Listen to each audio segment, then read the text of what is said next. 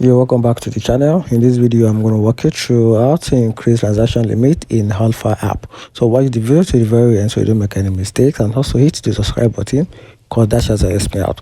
So let's get started. So the first thing to do in order to be able to increase your transaction limit in Alfa app is to upgrade your account for higher limit. So to enjoy higher transaction limit, you need to upgrade your account through the biometric verification. So to do that, you have to open the in-app biometric verification. They provide a transaction limit of Pakistani rupee are about 15,000 per day. Then also this method allows limit transaction and may not be sufficient for higher limit.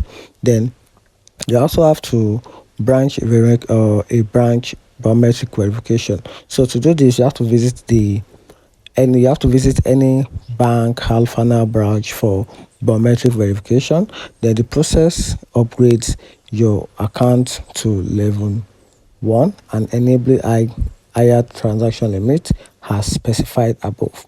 Then you can also adjust your daily transaction limit within the app. So to do this, after upgrading your account, you can set your daily transaction limit within the Alfa app. So to do that, you have to log on to your Alfa app and enter your account credential, then navigate to settings, then go to the settings section, then click on change daily transaction limit.